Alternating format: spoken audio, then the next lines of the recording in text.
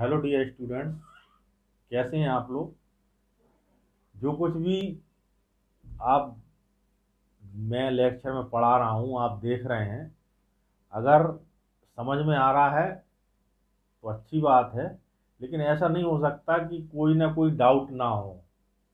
कुछ ना कुछ डाउट तो रहते ही हैं, कुछ चीज़ें क्लियर नहीं हो पाती हैं। तो अगर कोई भी स्टूडेंट वीडियो को देख रहा है तो वो कमेंट में पूछ सकता है, अपनी कोई भी क्वेरी है तो प्लीज़ डू कमेंट्स, जिससे कि आपके डाउट्स क्लियर हो सकें। ठीक है। और अगर सब चीज़ समझ में आ रही है, हर चीज़ क्लियर हो रही है तो अच्छी बात है। लेकिन ये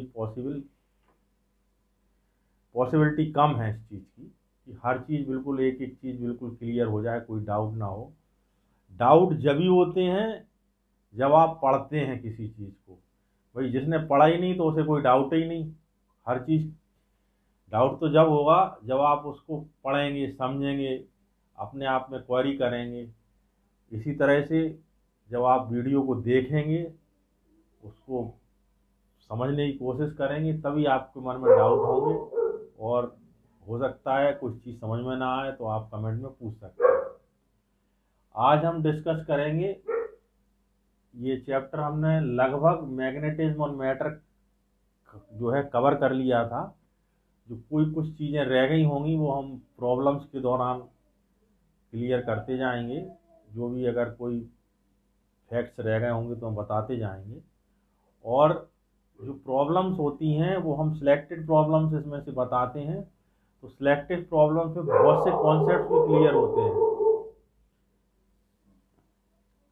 बहुत से फॉर्मूले जो कि बीच में लेक्चर में कवर नहीं हुए होंगे वो भी यहाँ पे बताने की कोशिश करेंगे कि चैप्टर में कुछ बचे ना, सब कुछ कवर हो जाए। इस तरह से क्वेश्चन सिलेक्ट करते हैं। ये क्वेश्चन हमने लिया है कि time period of a magnet is T. It it is divided in 4 equal parts such that each part has half of original length and half of cross sectional area. Then the time period of each part will be, चार option है, 40 T/4 T/2 T। तो यहाँ पर किस तरह से है, एक ये बार मैग्नेट है, इसको इन्होंने क्या किया, लेंथ उसकी हाफ कर दी और क्रॉस सेक्शनल एरिया भी हाफ कर दिया इस तरह से। तो इसके एक के चार पार्ट बन गए। क्लियर, इस तरह से चार पार्ट बने हैं। ठीक है। तो टाइम पीरियड किस किस पर डिपेंड करता है ये हमें समझना होगा। T is equal to 2πI/m v। अब यहाँ पर एक चीज क्लियर कर दें कि अगर लंबाई में किसी भी बार मैग्नेट को डिवाइड करते हैं, मतलब परपेंडिकुलर टू इट्स लेंथ, इस तरह से डिवाइड करते हैं, तो उसकी एम पर कोई फर्क नहीं पड़ता, उसकी पोल स्ट्रेंथ सेम रहती है।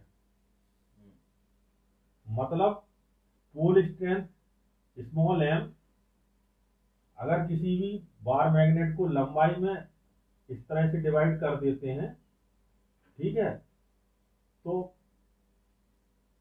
पोल स्ट्रेंथ क्या होता था, डायरेक्टली प्रोपोर्शनल होता था। हमने जो मैग्नेटिक फील्ड लाइंस की प्रॉपर्टी बताई थी उसमें पोल स्ट्रेंथ डायरेक्टली प्रोपोर्शनल होता था नंबर ऑफ मैग्नेटिक लाइंस के।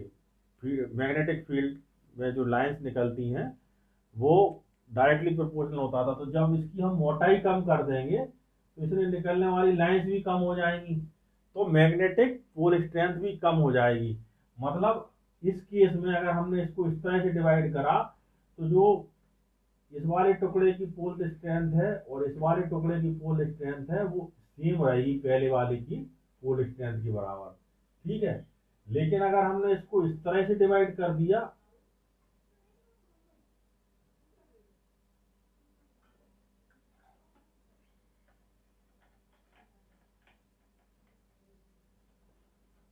ठीक, तो ये जो टुकड़े बनेंगे इसको इस तरह से डिवाइड करने से, मतलब एलोंग दी लेंथ इसको टू हाफ में डिवाइड कर दिया, तो उसकी पोल स्ट्रेंथ m/2 और m/2 होगी। ठीक, तो ये चीज यहां से क्लियर हुई कि जब भी हम उसको उसकी लेंथ के परपेंडिकुलरली डिवाइड करते हैं तो पोल स्ट्रेंथ दोनों भी उसकी टुकड़ों की सेम रहती है, लेकिन अगर हम उसको along the length two halves में डिवाइड करते हैं तो उसकी पोल स्ट्रेंथ हाफ रहे हो जाती है। ठीक, अब पोल स्ट्रेंथ का क्लियर हो गया। ठीक है, अब आई पर क्या डिफरेंस, आई पर क्या फर्क पड़ेगा? आई होता है मूवमेंट ऑफ इनर्शिया, तो किसी भी रॉड के लिए आई की वैल्यू होती है mL²/12। ठीक है, तो जब हम रॉड को या बार मैग्नेट को दो पार्ट में डिवाइड करते हैं तो उसकी m तो m/2 हो ही जाएगी, उसका मास हाफ हो जाएगा, आधा मास इधर चला जाएगा, आधा मास उधर चला जाएगा। और अगर उसको हम इस तरह से डिवाइड करते हैं तो उसकी लेंथ भी हाफ हो जाएगी। ठीक, तो जो न्यू आई होगा वो कितना होगा?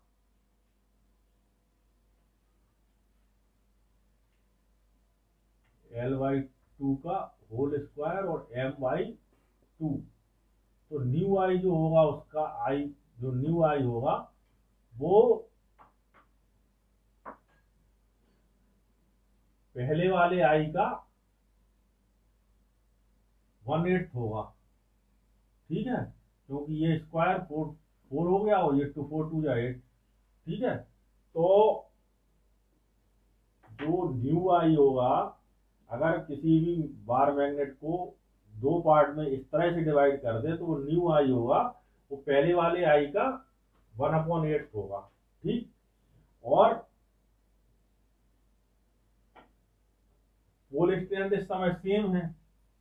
ठीक, तो मैग्नेटिक मूवमेंट पर क्या फर्क पड़ेगा इस पे? मैग्नेटिक मूवमेंट होता है m/m×l, ये पूरी लेंथ। ठीक है, तो यहाँ पोल स्ट्रेंथ सेम रही लेकिन लेंथ कितनी हो गई? L/2। ठीक, तो इस फॉर्मूले में इसकी वैल्यू कितनी घट गई? इसकी वैल्यू हो गई I/8 और m की वैल्यू कितनी हो गई? m/2। ठीक, तो अगर केवल इसको दो पार्ट में डिवाइड करते थे तो t की वैल्यू t/2 आएगी। कैसे आएगी t/2? इसकी वैल्यू t/2 कैसे आएगी? 2 पाई न्यू आई को का कितना आया अपना? I/8। ठीक, और m कितना आया? m/2। तो 2 पाई, ये 2 ऊपर चला जाएगा तो I/4mv। ठीक है, ये बाहर आके हो जाएगा 2 पाई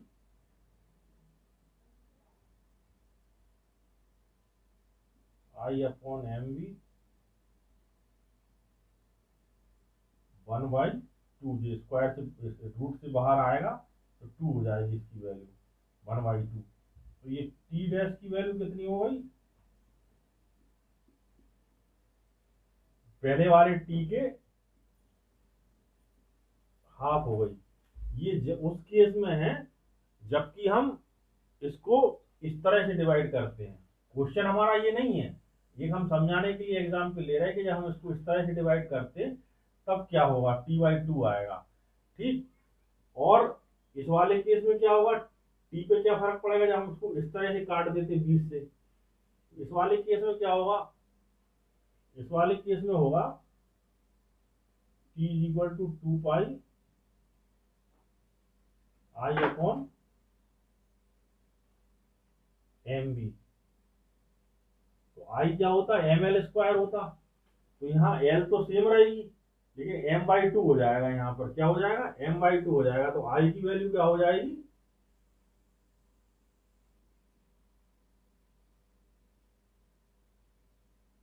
I/2 हो जाएगी। ठीक, और m की वैल्यू कितनी हो जाएगी, m पहले ही बता दिया हमने कि m इंटू 2l होता, m इज इक्वल टू क्या होता, capital M is equal to m into l होता है, यानी पूरा l होता। तो यहाँ m की वैल्यू m/2 हो जाएगी। ठीक, और l सेम रहेगा, तो कैपिटल M की वैल्यू भी कितनी हो जाएगी, m/2 आदि होने की वजह से capital M is equal to है m इंटू l। m घट रहा है, l सेम रह रहा है, यानी capital M is equal to m/2 small l। तो जो नया m आएगा उसकी वैल्यू पहले वाले m से आधी हो जाएगी, यानी m/2, तो 2 ऊपर चला जाएगा, b तो 2 से 2 कट गया, यानी t की वैल्यू जो t डैश है उसकी वैल्यू t के बराबर ही रही। इस केस में जबकि इसको इस तरह से डिवाइड करते हैं, टाइम पीरियड चेंज नहीं होता है। ये हमने दो अलग केस बताए, हमारा केस थोड़ा अलग है। ठीक है, हमारा केस ये वाला है। अब इस केस की बात करें हम, तो हम आई को देखेंगे, मूवमेंट ऑफ इनर्शिया होता है ml²। ठीक है, अब यहाँ m क्या हो गया, इसके हमने 4 पार्ट कर दिए, तो 4 पार्ट में डिवाइड हो गया, तो आई डैश की वैल्यू होगी। ठीक, और यहाँ l भी आधा हो गया, तो l/2 का होल स्क्वायर। ये 12 लो या ना लो उससे कोई फर्क नहीं पड़ता, क्योंकि वो हम रेशियो की बात कर रहे हैं। ठीक है, तो ये m/4 और इंटू 2 जा 4 l²। ठीक, इसका स्क्वायर 4 होगा और 4, तो ये हो जाएगा ml²/16। तो आई डैश की वैल्यू आई है I/16 इस केस में। ठीक, अब हम m की वैल्यू ले लेंगे, यानी मैग्नेटिक मूवमेंट की वैल्यू लेंगे, तो पोल स्ट्रेंथ इंटू l। ठीक, पोल स्ट्रेंथ हमने बताया कि जब इसको हमने इस तरह से डिवाइड कर दिया, ठीक है, तो इसकी पोल स्ट्रेंथ हाफ हाफ हो गई। तो इसमें क्या हुआ, जो m डैश आएगा उसकी वैल्यू होगी m/2, और लेंथ भी आधी हो गई, लेंथ भी यहाँ आधी हो गई, तो l/2।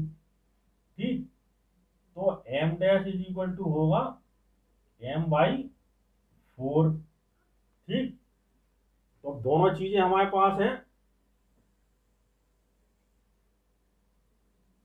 दोनों चीजें हमारे पास है, मतलब आई डैश की भी वैल्यू है और m डैश की भी वैल्यू है। तो t की वैल्यू आएगी t डैश की 2 पाई, आई की वैल्यू कितनी है, I/16। ठीक, और m की वैल्यू है m/4, तो 4 ऊपर चला जाएगा, b वैसा ही रहेगा, तो 4 4 जा 16। ठीक, तो t डैश की वैल्यू आई 2 पाई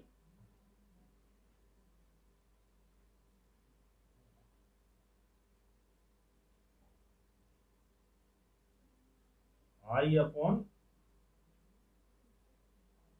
सॉरी,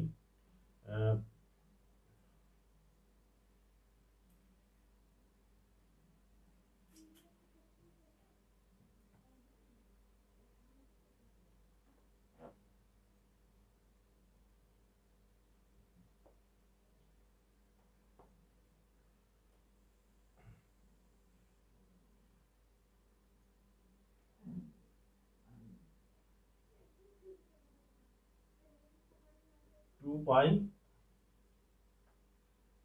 और ये 1/4 का जब स्क्वायर के बाहर आएगा तो ये हो जाएगा 1/2।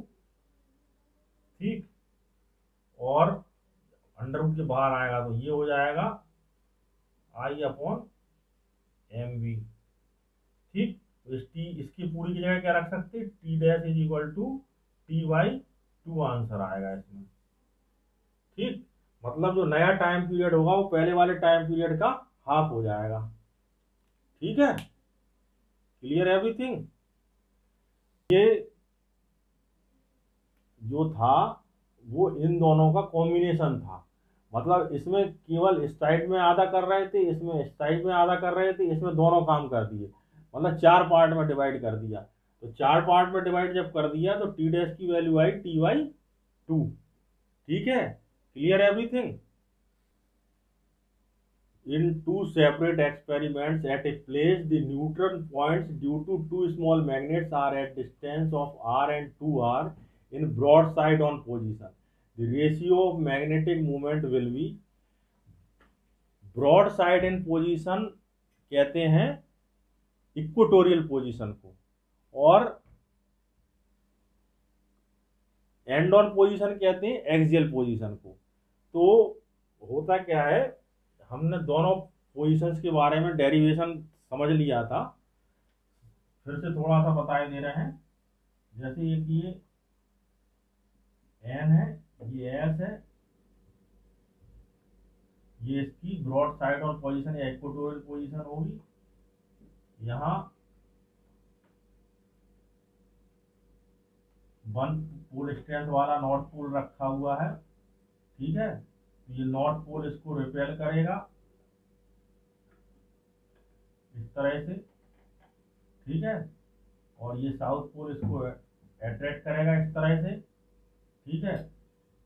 और इनका जो हॉरिजॉन्टल कंपोनेंट है दोनों का, वो इस डायरेक्शन में काम करेगा। एक का वर्टिकल कंपोनेंट, यानी इस वाले का वर्टिकल कंपोनेंट इस डायरेक्शन में काम करेगा, और इस वाले का वर्टिकल कंपोनेंट इस डायरेक्शन में काम करेगा। तो वर्टिकल कंपोनेंट एक दूसरे को कैंसिल कर देंगे, हॉरिजॉन्टल कंपोनेंट इस डायरेक्शन में काम करेगा, तो जो रिजल्टेंट भी होगी वो ये होगी। और अर्थ की मैग्नेटिक फील्ड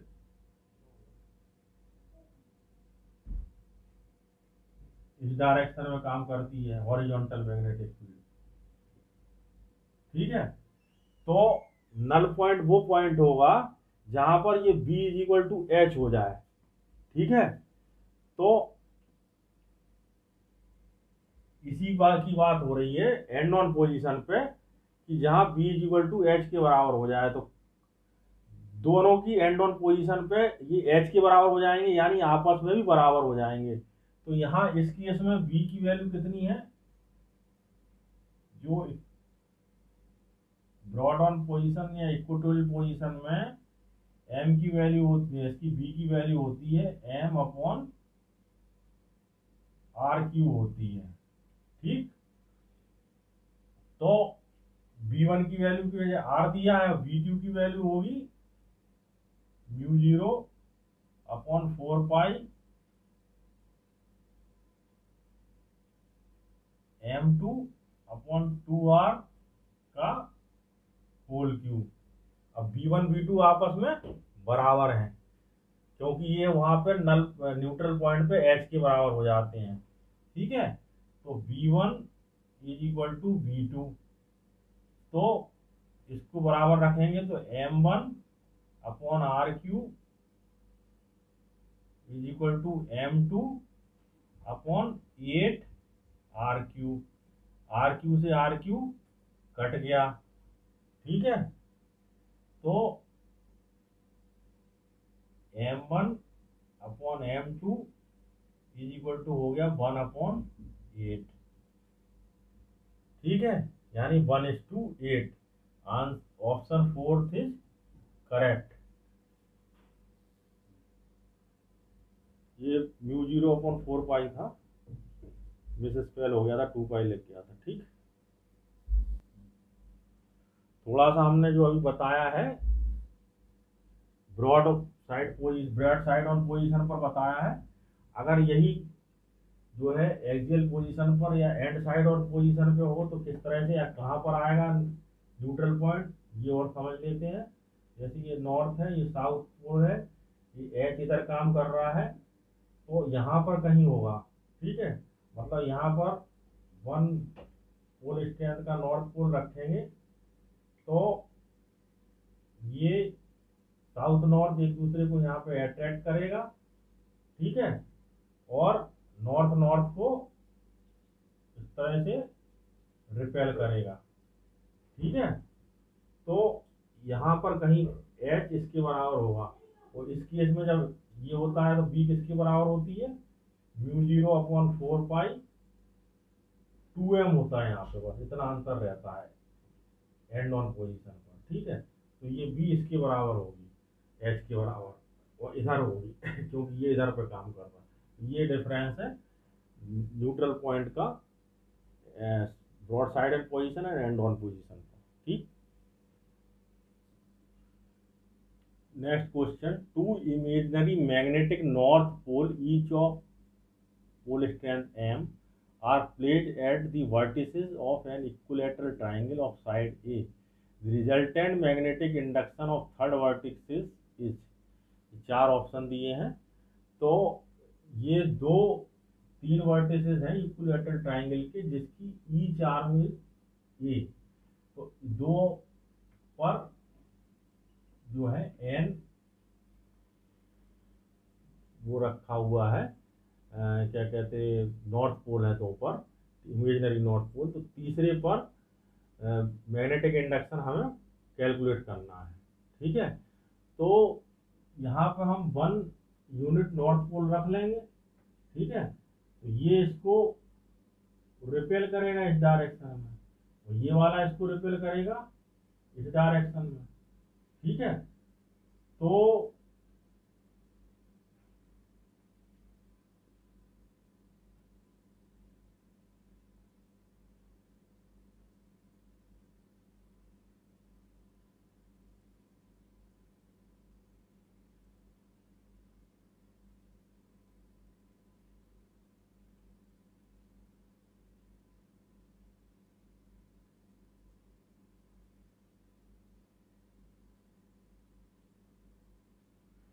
इन दोनों का जो रिजल्टेंट होगा वो किस डायरेक्शन में काम करेगा।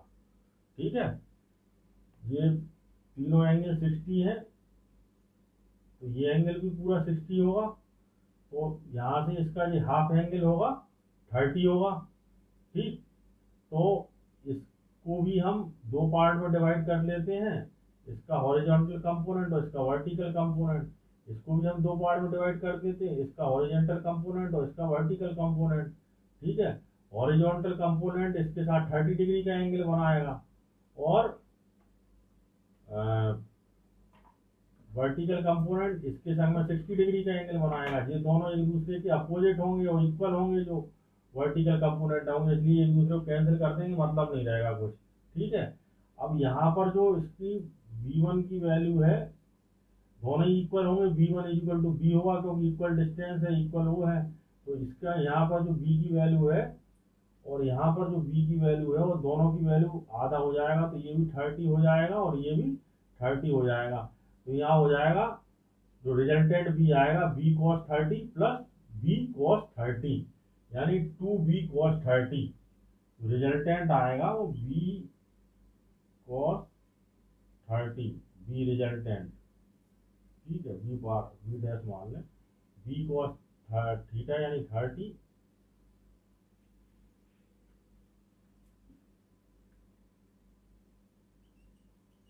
Plus B cos 30। ठीक है, तो यानी 2B cos 30, cos 30 की वैल्यू होती √3/2, 2 से 2 कैंसिल, तो B डैश की वैल्यू आ गई √3B। ठीक, तो B की वैल्यू कितनी है यहाँ पे, B की वैल्यू यहाँ से निकालेंगे, B is equal to μ0/4 pi m1 m2 होता, दूसरा m तो 1 है, f अगर निकालेंगे तो m/a²। ठीक है, तो यहाँ पे इसकी वैल्यू रख देंगे B की, μ0/4 पाई m/a², m/a², और संग में ये √3, यानी आंसर 2 इज करेक्ट। ठीक है। A magnetized wire of magnetic moment m and length l is bent in the form of semicircle and radius r of radius r. Now the new magnetic moment is ये m 2m upon pi m upon pi pi upon m, 4 option है। तो यहाँ ये समझना होगी बात कि अभी हमने पढ़ा था डाइपोल मोमेंट में, तो डाइपोल मोमेंट में क्या होता है, इफेक्टिव लेंथ ली जाती है। यानी अगर किसी भी चीज़ को जो है सेमी सर्किल या कर्व्ड फॉर्म में उसको अपन कर्व्ड, कोई भी अगर कर्व्ड कंडक्टर होता था या सेमी सर्कुलर कंडक्टर होता था, तो उसकी जब उस पर हम फोर्स कैलकुलेट करते थे या magnetic dipole dipole moment calculate करते थे, तो उसकी इफेक्टिव लेंथ लेते थे। यानी उसके दोनों सिरों के, दोनों एंड के बीच की डायरेक्ट लेंथ जो होती थी वो कैलकुलेट करते थे। तो सपोज करो ये सेमी सर्कुलर कोई वायर है, उसको हमने एक सीधी वायर था एल लेंथ का, इस तरह से उसको हमने इस तरह से क्या कर दिया, बेंड कर दिया। तो अब जो डाइपोल मूवमेंट होगा, उस डाइपोल जो बनेगा उसकी जो इफेक्टिव लेंथ होगी वो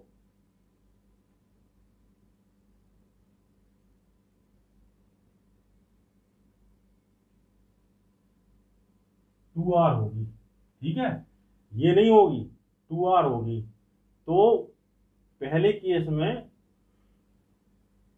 मैग्नेटिक मूवमेंट सपोज करो ये था, उसकी पोल स्ट्रेंथ ये थी m इंटू पूरा ही l मान रहे हैं अपन, ठीक, 2l मतलब 20 से आधी मानते थे लेकिन तो पूरी l मान रहे हैं। तो अब क्या हुआ, ये l इसकी किसके बराबर हो गई, पाई आर के बराबर। ठीक, हाफ सर्किल की पेरीमीटर इज इक्वल टू हो गया l। ठीक, तो आर की वैल्यू कितनी आई, l अपॉन पाई। ठीक, अब क्या है, अब न्यू मैग्नेटिक मूवमेंट जो हम लेंगे m डैश, वो m इंटू 2r होगा। ठीक है, पहले l था पूरे का, अब जब वो ऐसा था तो इसका मैग्नेटिक मूवमेंट ऐसा था। अब जब हमने इसको इस तरह से सेमी सर्कुलर फॉर्म में कर दिया, तो दोनों इसकी एंड की जो लेंथ होगी, यानी इफेक्टिव लेंथ जो होगी वो m इंटू 2r होगी। ठीक, तो r की वैल्यू कहाँ से रखेंगे अपन, यहाँ पे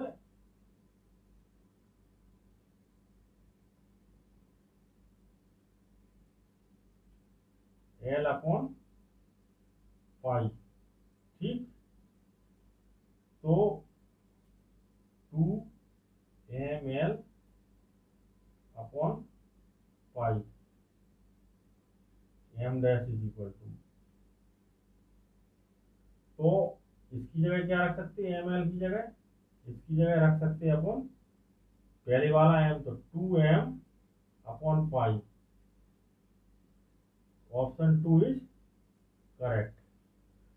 देखने वाली बात यह है कि इस तरह के क्वेश्चन हम पहले भी कई बार कर चुके हैं, पिछले चैप्टर में, पिछले लेक्चर में हम बता चुके कि इफेक्टिव लेंथ लेते जब उसको कोई कर्व वो होता है, कंडक्टर होता, तो या कर्व मैग्नेट होती है, तो उसके इफेक्टिव लेंथ लेते हैं। तो इफेक्टिव लेंथ इसकी जो कर्व्ड पार्ट की लेंथ नहीं आती, बल्कि जो दो एंड हैं उनके बीच की इफेक्टिव लेंथ होती है, जो कि यहाँ पे 2r होगी। The work done in turning a magnet of magnetic moment m by 90 degree from the stable equilibrium position is n times the corresponding work done to turn it through an angle of 60, the value of n is। ठीक है, work done का formula होता है इन turning magnetic dipole और magnet from angle θ1 to θ2, उसकी जो formula होता है वो ये होता है, W इज इक्वल टू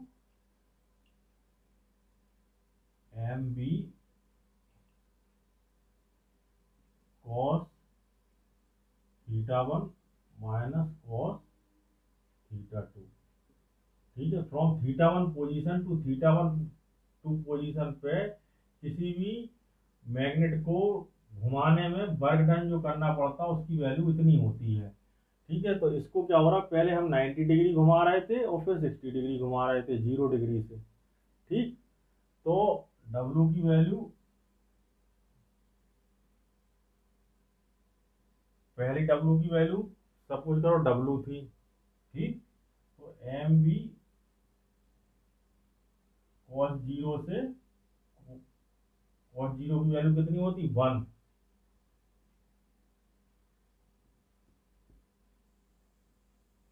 और cos 90 की वैल्यू होती 0। ठीक है, तो इसको हम घुमा रहे थे,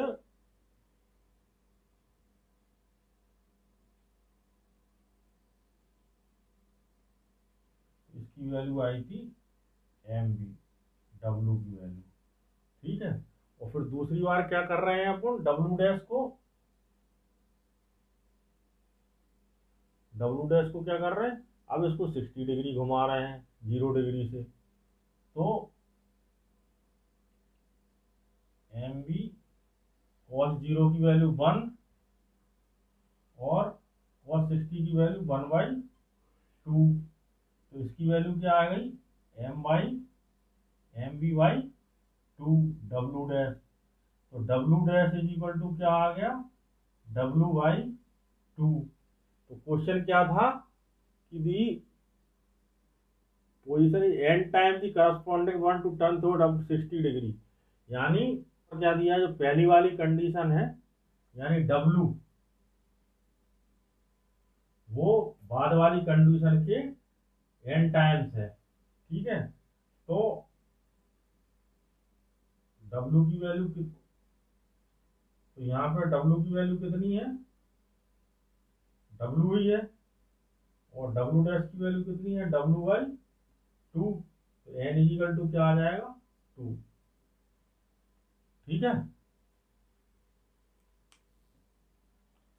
next question, magnetic needle lying parallel to magnetic field requires W units of work to turn it through 60 degree. The torque needed to maintain the needle in position will be. ठीक है, हमने टॉर्क लगा के उसको 60 degree पे कर दिया। ठीक, सॉरी, वर्क करके उसको 60 डिग्री पर डिफ्लेक्ट कर दिया। अब वो उस जगह पर बना रहा है, उसके लिए कितना टॉर्क लगाना पड़ेगा। तो टॉर्क की फॉर्मूला क्या होता और वर्क का फॉर्मूला क्या होता, दोनों हमें पता है। W इज इक्वल टू होगा M B cos θ1 to cos θ2। ठीक है, और टॉर्क का फॉर्मूला होता एम बी साइन थीटा। अब यहाँ क्या था, पैरेलल पोजीशन यानी 0 था पहले। ठीक है, तो एम बी cos 0 की वैल्यू 1, ठीक, माइनस cos 60 की वैल्यू, यहाँ पे 60 है, यहाँ पे 0 है, तो cos 60 की वैल्यू 1/2। तो ये आया एम बी बाई 2 W की वैल्यू। ठीक है, अब क्या कर रहे हैं, टॉर्क नीडेड, टॉर्क की वैल्यू कितनी होती है, एम बी साइन 60 यानी एम बी √3/2। ठीक, तो यानी एम बी बाई 2 √3। तो इसकी जगह हम क्या कर सकते हैं, W रख सकते। तो इसका आंसर आ जाएगा W√3। यहाँ से रख सकते W इसकी जगह। तो टॉर्क की वैल्यू आ गई √3W। Answer 1 is correct.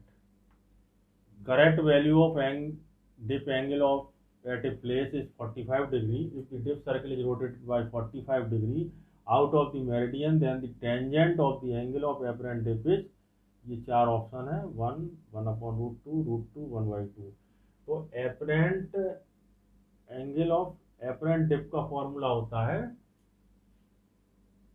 tan phi dash is equal to tan phi यानी एंगल ऑफ ट्रू डिप, ठीक है, अपॉन cos थीटा यानी डिप एंगल, ठीक। तो angle of dip tan phi dash हमें निकालना है, tan phi दिया है 45, tan 45 दिया, और ये cos 45 रखेंगे, इसकी वैल्यू भी जो है ट्रू एंगल ऑफ डिप भी जो है 45 है। तो tan 45 की वैल्यू होती 1/, केवल 1, ठीक है, और cos 45 की वैल्यू होती 1/√2। तो tan phi की वैल्यू आएगी √2, ठीक, tan phi डैश की value. Answer 3 is correct. At a certain place, angle of dip is 30 degree and horizontal component of Earth magnetic field is 0.5 ostered. The Earth total magnetic field in ostered. मतलब angle of depth theta दिया हुआ है 30, H की value दी है 0.5, ठीक, और B निकालना है, ठीक है।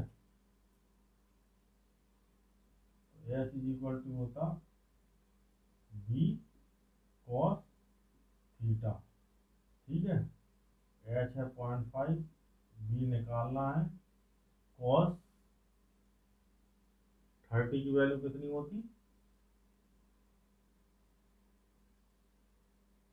√3/2, ठीक है, इसकी जगह 30 रखेगा तो, ठीक। तो बी की वैल्यू यहाँ से क्या आएगी, 2 × 0.5 अपॉन √3 बी, यानी बी की वैल्यू आएगी 1/√3। ओके, हमने इतने न्यूमेरिकल देखे, अब हम कुछ इंपॉर्टेंट पॉइंट डिस्कस करेंगे। Null point period of period of oscillation कितना होगा, T is equal to 2πI/m भी होता है। तो नल पॉइंट पर मैग्नेटिक फील्ड की वैल्यू 0 हो जाती है, जब V 0 हो जाएगी, V 0 अपॉन में है, तो T की वैल्यू इन्फिनिट हो जाएगी। Number second, magnet can be demagnetized by, magnet को किसी भी तरह से डीमैग्नेटाइज नहीं कर सकते, चाहे उसे हाई टेम्परेचर पर रखें, कोल्ड टेम्परेचर रखें, हाई प्रेशर दें, ठीक है, किसी भी तरह से वो डीमैग्नेटाइज नहीं होगी। लेकिन जिस वजह से वो बनी थी, ठीक है, यानी उसके जो हमने जो मॉलिकुलर एटॉमिक थ्योरी बताई थी इसकी मैग्नेटिज्म की, उसमें बताया था कि जब उसे मैग्नेटिक फील्ड में रख देते हैं तो जो डाइपोल की तरह काम कर रहे होते एटम, वो in the absence of magnetic field क्या होते हैं, वो अरेंज हैप्जर्डली रहते हैं। लेकिन जब उसे मैग्नेटिक फील्ड में रख देते तो वो इस तरह से अरेंज हो जाते हैं कि उनकी मैग्नेटिक फील्ड जो है एक डायरेक्शन में काम करने लगती है।